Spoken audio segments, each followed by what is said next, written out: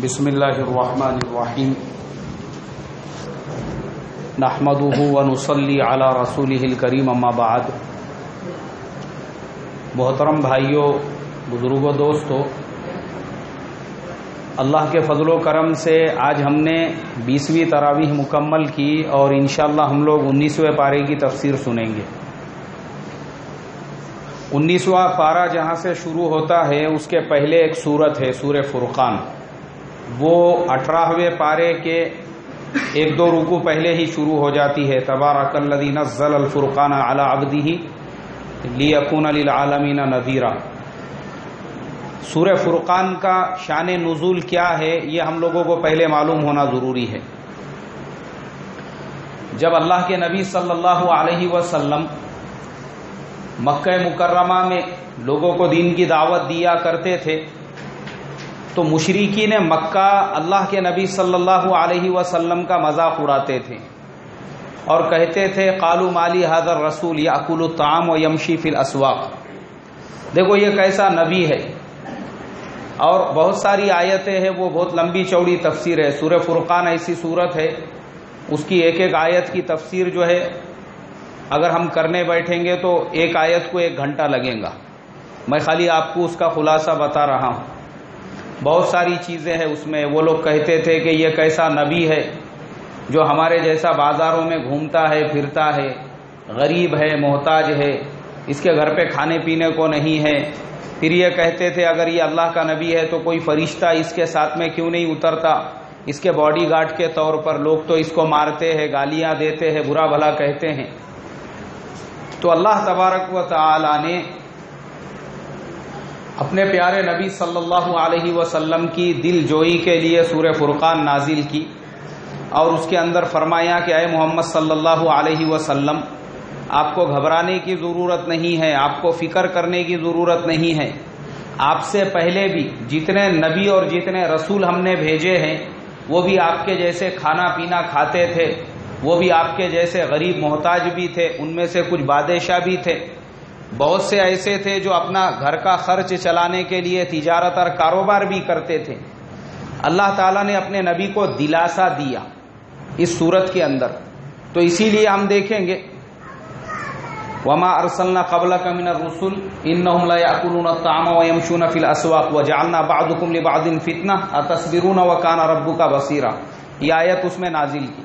آیتوں کے پڑھنے میں تھوڑا آگے پیچھے مجھے ہو گیا تو اس کو تھوڑا سا ایڈجسٹ کر لیتے جاؤ۔ اس کی وجہ یہ ہے کہ ایک تو ہمارا آج پارہ ہوا 23واں، تراویح ہم پڑھ رہے 20ویں، اور تفسیر ہماری بیان ہو رہی 19ویں پارے کی۔ تو ہر پارے میں ایسا ہی ہوتا ہے، کیونکہ جو جس دن کا پارہ ہوتا ہے وہی دماغ میں گھومتے رہتا۔ تو دوسرے پارے کی آیتیں پڑھنے کے لیے گئے تو تیسرے پارے کی آیتیں زبان پہ آ جاتی، تو اس کے لیے آیتوں کے پڑھنے میں اکثر آگے پیچھے ہو جاتا ہے۔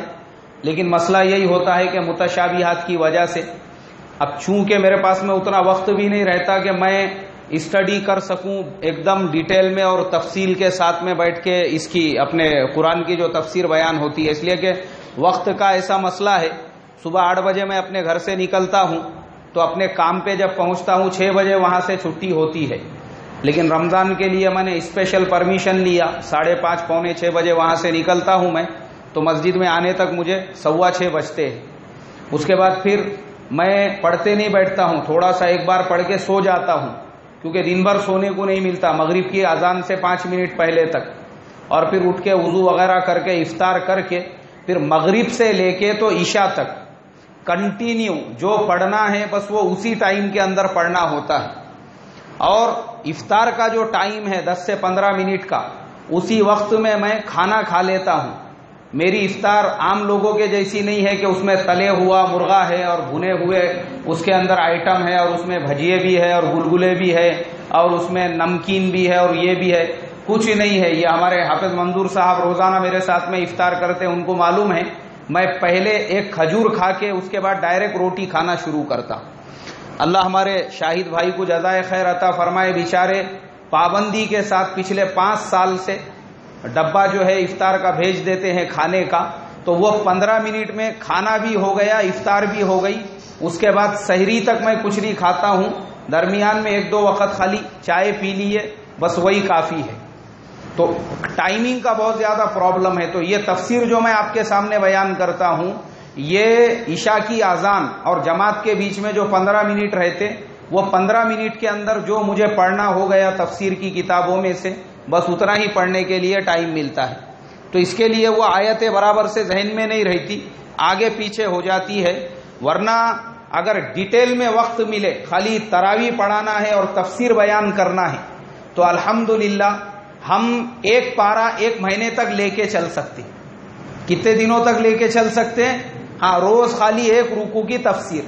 تو اس طریقے سے 12 مہینے لگیں گے 12 پاروں کو، اور پورا قرآن ہونے کو تقریباً 3 سال لگیں گے، اس لیے کہ قرآن سمندر کے جیسا ہے. تو یہ سورہ فرقان میں بھی اللہ تعالیٰ نے یہی بیان کیا کہ اللہ کے نبی کو دلاسا دینے کے لیے. اور پھر آگے ایک آیت نازل کی جو عقبہ ابن ابی معیط کے بارے میں ہے. یہ وہ آدمی ہے جو اللہ کے نبی صلی اللہ علیہ وسلم کو خوش کرنے کے لیے مسلمان ہو گیا. اس نے ایک مرتبہ مکے میں دعوت رکھی، اللہ کے نبی پہنچے، اس نے کہا کہ آپ بھی کھانا کھائیے. اللہ کے نبی نے کہا کہ میں اس وقت تک کھانا نہیں کھاؤں گا جب تک کہ تو ایمان نہ قبول کر لے. تو وہ مسلمان ہو گیا. اس نے کہا لا الہ الا اللہ محمد الرسول اللہ پڑھنا کون سا مشکل ہے، میں مسلمان ہو جاتا ہوں. لیکن امیہ بن خلف اس کا دوست تھا، اس کو جب پتا چلا کہ عقبہ ابن ابی معیط مسلمان ہو چکا ہے، اس نے اس کو عار دلائی، شرم دلائی، اور یہ کہا کہ تو ایسے کیسے حضرت محمد صلی اللہ علیہ وسلم کے دین پہ مسلمان ہو گیا ہے. اس نے کہا ارے میں تھوڑی صحیح میں مسلمان ہوا، میں مسلمان کچھ نہیں ہوا، خالی میں نے زبان سے کلمہ پڑھ لیا بس، تو کیا میں مسلمان ہو جاتا ہوں؟ میں تو محمد صلی اللہ علیہ وسلم کا ابھی بھی ویسا ہی دشمن ہوں جیسا پہلے دشمن تھا. اور اس نے کیا کیا، ایک جگہ پہ ایک اونٹ ذبح ہو رہا تھا، اس کی اوجھڑی جو رہتی ہے پیٹ میں کی جو تھیلی، اس کو اٹھایا، اور اللہ کے نبی سجدے میں گئے ہوئے تھے، اللہ کے نبی صلی اللہ علیہ وسلم کے پیٹھ پہ لے جا کے رکھ دیا. حضور کا دم گھٹنے لگا. کسی نے حضرت عبداللہ ابن مسعود فرماتے ہیں میں بھی مسلمان تھا، لیکن بیچارے کمزور تھے اور غریب آدمی تھے، یہ بڑے بڑے چودھری پڑھاری لوگ تھے، ان کے سامنے بول نہیں سکے. مگر حضرت فاطمہ الزہرا رضی اللہ تعالی عنہا سے کہا کہ فاطمہ تمہارے والد کو حرم کے اندر لوگ اس طریقے سے ذلیل کر رہے ہیں. حضرت فاطمہ الزہرا رضی اللہ تعالی عنہا دوڑتی ہوئی آئی، انہوں نے اس اوجھڑی کو ہٹایا، اور اللہ کے نبی کے آنسو بہ رہے تھے. اللہ کے نبی کے بدن سے وہ جو گندگی لگ گئی تھی اسے صاف کرنے لگی، رونے لگی.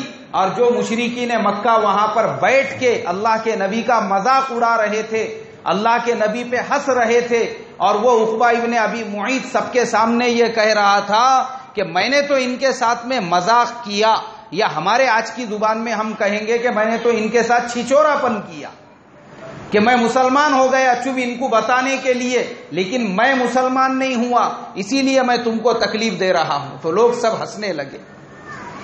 حضرت فاطمہ جب اس کو برا بھلا کہنے لگی تو اللہ کے نبی صلی اللہ علیہ وسلم نے فرمایا کہ بیٹی فاطمہ غم مت کر، جس دین کی خاطر تیرے والد کو اتنا ستایا اور پریشان کیا جا رہا ہے، ایک وقت ایسا آئے گا اللہ تبارک و تعالی دنیا کے ہر کچے اور پکے مکان میں تیرے والد کے دین کو داخل کر کے رہیں گے. اور عقبہ ابن ابی معیط کی طرف چہرہ کر کے آپ نے فرمایا کہ عقبہ یاد رکھنا آج تم لوگوں کا غلبہ ہے، اس لیے تم ہم پہ ظلم کر رہے ہو، جب ہمارا غلبہ ہو جائے گا تو میں اپنے ہاتھوں سے تیری گردن تیرے سر سے جدا کروں گا، میں خود تیری گردن کاٹوں گا. اللہ کے نبی نے اس سے یہ کہا. اور دونوں باتوں کو اللہ نے صحیح فرمایا. پہلی جو بات فرمائی بیٹی فاطمہ دنیا کے ہر کچے پکے مکان میں، آج آپ دیکھو یہ قیامت کے قریب کا زمانہ ہے، پوری دنیا میں 800 کروڑ انسان ہیں، جس میں سے 250 کروڑ مسلمان ہیں. کتنے کروڑ مسلمان ہیں؟ 250 کروڑ مسلمانوں کا پاپولیشن پورا اوور آل ورلڈ کے اندر 250 کروڑ ہے. اور اسلام دن بدن بڑھتا جا رہا ہے، پھیلتا جا رہا ہے. آپ ملکوں کا پرسنٹیج اگر دیکھو گے، ہندوستان جب آزاد ہوا تھا 1947 کے اندر، یہاں کی آبادی 40 کروڑ تھی، ان میں مسلمان صرف 5 کروڑ تھے، جو پرسنٹیج کے حساب سے مشکل سے 12% ہوتے ہیں۔ لیکن آج ہندوستان کو آزاد ہو کے 70 سال ہو گئے اور مسلمانوں کی آبادی 5 کروڑ سے 35 کروڑ پہنچ چکی ہے، اور تقریباً پرسنٹیج کے حساب سے مسلمان اس ملک میں 30 سے 25 کے درمیان مسلمانوں کو پرسنٹیج ہے۔ آبادی بڑی یا نہیں بڑی مسلمانوں کی؟ بابری مسجد جب شہید ہوئی تھی تو میرے گاؤں کے اندر مشکل سے 2 یا 3 مسجدیں تھی، آج وہاں پہ 7 مسجدیں۔ ہمارے پڑوس کے گاؤں میں 8 یا 9 مسجدیں تھی، آج وہاں پہ 25 سے 24 مسجدیں ہیں۔ اللہ نے مسجدوں کو بڑھایا یا نہیں بڑھایا؟ بڑھتے گئی۔ اسی طرح سے یورپ کے ملکوں میں آؤ، آج سے چند سال پہلے فرانس کے اندر مسلمانوں کی تعداد صرف 1% تھی، آج فرانس میں مسلمانوں کی تعداد 7% ہے۔ یعنی یورپ میں سب سے زیادہ مسلم پاپولیشن وہ فرانس کے اندر ہے۔ ایک ہمارے ہندوستان کے بڑے عالم دین ہیں، 1980 میں انہوں نے لندن کا سفر کیا، کہنے لگے کہ پورے لندن شہر میں مجھے ایک جگہ پر بھی مسجد نہیں ملی، ایک جگہ مسلمانوں نے کوئی جگہ خرید کے وہاں پہ جماعت خانہ بنایا ہوا تھا جس میں مسلمان نماز پڑھتے تھے۔ لیکن آج 2017 میں، یعنی 1980 سے 2017 کے درمیان میں تقریباً 37 سال کا وقت ہوتا ہے، اس ڈیوریشن کے اندر لندن شہر میں سینکڑوں مسجدیں ہو چکی ہیں، سینکڑوں مسجدیں باضابطہ مینارے کے ساتھ اور گنبد کے ساتھ میں، یہاں تک کہ وہاں کی گورنمنٹ بسوں کے اوپر اللہ کے نبی کی حدیثیں لکھ لکھ کر لوگوں کو تعلیم دیتی ہے کہ اللہ کے نبی نے فرمایا بیٹھ کر پانی پینا چاہیے، اور اللہ کے نبی نے فرمایا صاف ستھرے رہنا چاہیے، اور حضرت محمد صلی اللہ علیہ وسلم نے یہ فرمایا۔ آج یورپ میں اسلام پہنچ چکا ہے، یہاں تک کہ آپ کو سن کر حیرت ہوگی، آج کی ڈیٹ میں لندن شہر کا جو میئر ہے وہ بھی مسلمان ہے۔ کون ہے بھائی؟ وہ بھی مسلمان ہے۔ تو بولو مسلمانوں کی آبادی بڑھی یا نہیں بڑھی؟ دن بدن مسلم آبادی بڑھتے جا رہی ہے، اور اللہ کے نبی کی حدیث ہے کہ اس وقت تک قیامت نہیں آئے گی جب تک کہ پوری دنیا کا ہر آدمی کلمہ پڑھنے والا نہیں بن جائے گا۔ خود ہمارے ملک ہندوستان کے اندر مسلمانوں کی تعداد دن بدن بڑھتی جا رہی ہے۔ ہم لوگ صرف میڈیا میں اور نیوز پیپرز میں اینٹی اسلامک نیوزیں پڑھتے ہیں خالی، اور ہمارا میڈیا خالی وہی بتاتا ہے کہ گائے کے نام پہ مسلمان کو مارا گیا، یا مسلمانوں پہ طلاق کا مسئلہ ایسا اٹھا ویسا اٹھا۔ میڈیا ہم کو یہ نہیں بتاتا کہ اسی ملک ہندوستان کے اندر، کیونکہ آج کل ایجوکیشن زیادہ ہو گیا، تو جو ہمارے نان مسلم بھائی ہیں پڑھے لکھے، وہ خود ان کے ذہن میں ایسے شکوک اور شبہات پیدا ہوتے ہیں اپنے مذہب کے بارے میں، اسلام کی اسٹڈی کر کے مسلمان ہو رہے ہیں۔ کیا ہو رہے ہیں بھائی؟ سینکڑوں کی تعداد میں آپ کو ہمارے ملک کی بات بتا رہا ہوں، اس لیے گورنمنٹیں پریشان ہیں اپنے اپنے صوبے میں، جہاں ان کی چلتی ہے وہاں پہ قانون بنا رہی ہے اسلام کے خلاف میں۔ ابھی رمضان سے پہلے کی بات ہے، بلند شہر کے اندر ایک گاؤں کے اندر 50 گھرانے مسلمان ہو گئے۔ ہاں، میں نے سنے بھی بات نہیں بتا رہا ہوں، میں نے نیوز چینل کے اوپر ان لوگوں کے انٹرویو سنا ہمارے ہندوستان کے، کہ بھئی تم کیوں مسلمان ہو گئے؟ انہوں نے کہا ہم کیوں مسلمان نہیں ہوں گے؟ ارے ہمارے یہاں پہ اتنا بھید بھاؤ ہے کہ ایک دلت کی بیٹی وہ کلیکٹر بن جاتی ہے، اس کے باوجود اس کا، یعنی اس کے گلاس سے یا اس کی بوتل سے دوسرے ذات کا آدمی پانی پینا نہیں چاہتا۔ اتنا بھید بھاؤ ہے جس مذہب کے اندر، ہم اس میں کیوں رہے؟ اور وہ اسلام مسجد کے اندر 5 روپے کا ایک پلاسٹک کا گلاس لٹکایا ہوا رہتا، امام صاحب بھی اسی سے پی رہے ہیں، مؤذن صاحب بھی پی رہے ہیں، کروڑ پتی صاحب بھی پی رہے ہیں، اور غریب صاحب بھی اسی سے پی رہے ہیں۔ ہے کوئی بھید بھاؤ اسلام کے اندر؟ کوئی بھید بھاؤ نہیں ہے اسلام کے اندر۔ بولے جس مذہب میں بھید بھاؤ نہیں، ہم کو وہ مذہب چاہیے۔ 50 گھرانے بلند شہر میں، 80-90 لوگ میرٹھ کے اندر، اور یہ کیسا رہتا دیکھو، ہم لوگ جو ہے نا اللہ کی قدرت کو نہیں سمجھتے. ہم لوگوں کو خالی یہ نظر آتا کہ فلانے علاقے میں فلانا اسلام کا دشمن آ گیا، ارے اس کے ذریعے سے اللہ کتنا خیر پھیلائیں گے ہم یہ اندازہ نہیں لگا سکتے. جو علامہ اقبال رحمت اللہ علیہ نے وہ ان کے بارے میں کہا تھا، کیا نام ہے ان کا، تاتاریوں کے بارے میں، ہے آیا یورش تاتار کے افسانے سے اور پاس باں مل گئے کعبے کو صنم خانے سے. تاتاری کون تھے؟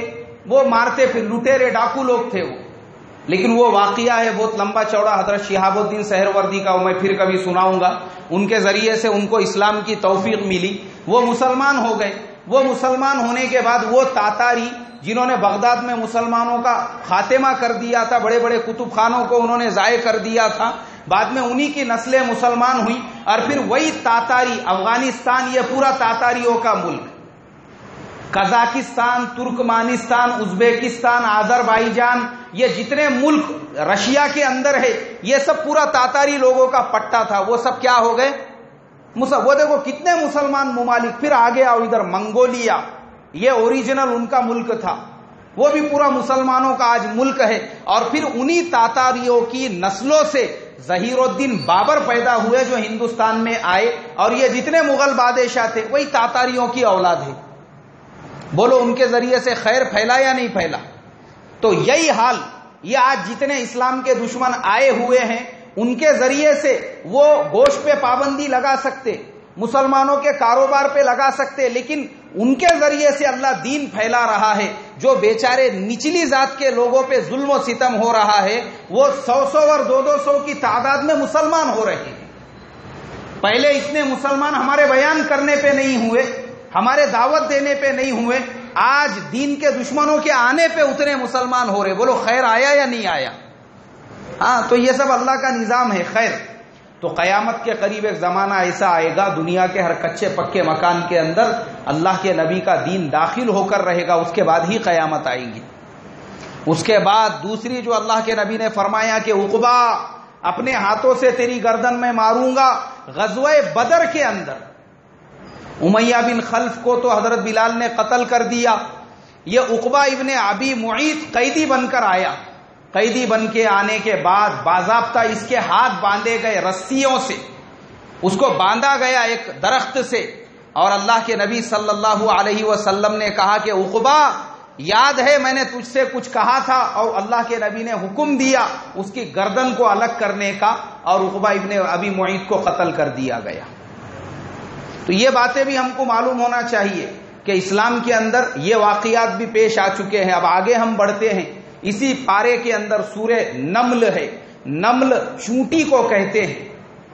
اس کے اندر حضرت سلیمان کا واقعہ ہے. اللہ نے بیان کیا وَلَقَدْ آتَيْنَا دَاوُودَ وَسُلَيْمَانَ عِلْمًا وَقَالَ الْحَمْدُ لِلَّهِ الَّذِي فَضَّلَنَا عَلَى كَثِيرٍ مِّنْ عِبَادِهِ الْمُؤْمِنِينَ وَوَرِثَ سُلَيْمَانُ دَاوُودَ وَقَالَ يَا أَيُّهَا النَّاسُ عُلِّمْنَا مَنطِقَ الطَّيْرِ وَأُوتِينَا مِنْ كُلِّ شَيْءٍ إِنَّ هَذَا لَهُوَ الْفَضْلُ الْمُبِينُ.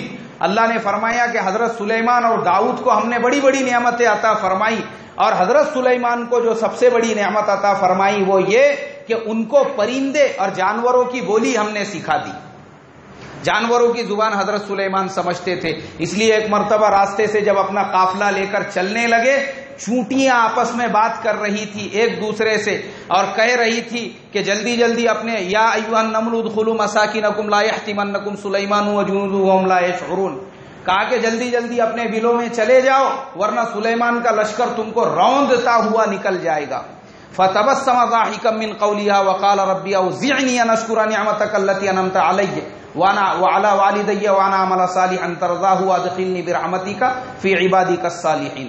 اللہ فرماتے ہیں سلیمان علیہ السلام مسکرانے لگے. کس کی بات سن کے؟ چونٹی کی بات سن کے مسکرائے آپ نے کہ دیکھو اتنی چھوٹی سی مخلوق وہ ایک دوسرے کا خیال رکھ رہے. کیا ہے چونٹیوں جلدی سے بلوں میں جاؤ، ایک دوسرے کو اطلاع دے رہے، ایک دوسرے کو دعوت دے رہے، کتنا یعنی ایک دوسرے کا دھیان رکھنے والے ہیں. تو ہم مسلمانوں نے ان سے سبق لینا چاہیے کہ اللہ نے وہ چونٹیوں کے دعوت دینے کی وجہ سے قرآن میں ان کے نام پہ سورت نازل کی. اب اگر ہم مسلمان جو خود جنت میں جانے کی فکر کر رہے ہیں، جو خود روزے رکھ رہے ہیں، جو خود نیک اعمال کر رہے ہیں، اگر ہم اپنے وہ ایمان والے بھائی جو مسجدوں سے دور، نمازوں سے دور، دین سے دور، ان کے دین میں آنے کی، نمازوں کو آنے کی اور اللہ کے حکموں پہ چلنے کی فکریں کریں گے، بولو اللہ راضی ہوگا یا نہیں ہوگا؟ سبق لینے والی بات ہے کہ چوٹیاں وہ ایک دوسرے کا خیال رکھ رہی ہے، اور ہم مسلمان یہ سوچتے ہیں کہ بھائی میں اگر اپنی نماز پڑھوں، اپنے دین پہ چلوں، میرے لیے کافی ہے، میں نے کوئی ٹھیکہ نہیں لیا۔ غلط بات ہے۔ اگر مسلمان دوسروں کی فکر نہیں کریں گے، کفر الحاد اتنے تیزی سے بڑھ رہا ہے، ہمارے گھروں سے ملحدین پیدا ہوں گے پھر، ہاں ہمارے گھروں سے، اللہ حفاظت فرمائے۔ تو اس کے لیے ہم نے بھی ایک دوسرے کے دین کی فکر کرنا چاہیے۔ اور پھر آگے حضرت سلیمان نے کہا، اے اللہ میں تیرا کروڑ درجے شکر ادا کرتا ہوں کہ تو نے مجھے جانوروں کی بولی سمجھائی، اور اے اللہ تو مغفرت فرما میری بھی، میرے والدین، اپنے والدین کے لیے بھی دعا کی، اور اے اللہ تیری نعمتیں تو نے کھول دی میرے اوپر اور میرے والدین کے اوپر، اور تو نے نیک اعمال کے اوپر مجھے کھڑا کیا۔ یہ دعا کی حضرت سلیمان نے۔ اس سے یہ پتہ چلتا ہے کہ مسلمان نے بھی ہر نماز میں اپنے والدین کے لیے بھی دعا کرنا چاہیے۔ کس کے لیے بھائی؟ اپنے والدین کے لیے ہی، خالی والدین کے لیے بھی، یہ نہیں ہے کہ خالی دنیا کے لیے دعا ہو رہی ہے، اے اللہ مجھے یہ دے دے وہ دے دے، یہ تو مانگنا بھی نہیں چاہیے، بلکہ اس کی بجائے یہ مانگنا چاہیے، اے اللہ میرے حق میں جو خیر ہے مجھے عطا فرما، اور جو شر ہے اس سے میری حفاظت فرما۔ دیکھو پھر خود خیر آپ کے قدموں میں آئیں گا، ہاں، کیونکہ ہم کو نہیں معلوم ہے کس میں خیر ہے۔ اب دعا مانگ رہے ہیں، اے اللہ وہ فلانے کروڑ پتی گھرانے میں میرا نکاح کرا دے، کسی بھی طرح سے میرا جگاڑ جما دے، کسی بھی طرح سے میرا سیٹلمنٹ کرا دے۔ اب وہ گھرانے میں حضرت کی شادی ہو گئی، دعا قبول ہو گئی، اور 15 دن کے بعد انہوں نے ان پہ اور ان کے پورے خاندان کے اوپر 498 لگا دی، 15 دن کے بعد ہی، اور بولے کہ بیٹا اگر تم لوگوں کو سیٹلمنٹ کرنے کا ہوں گا تو 15 لاکھ دو، شادی میں ہم نے اتنا خرچہ کیے تھے، اب رہتا گھر بیچنا پڑ رہا، دکان بیچنا پڑ رہی، اور سب بیچ بچا کے جو ہے ان کی بھرپائی کرنا پڑ رہی، اور پھر بول رہے اللہ میاں میں نے کیا گناہ کرا تھا جو میرے ساتھ ایسا ہوا؟ ارے توچ مسجد میں منڈیا پٹک پٹک کے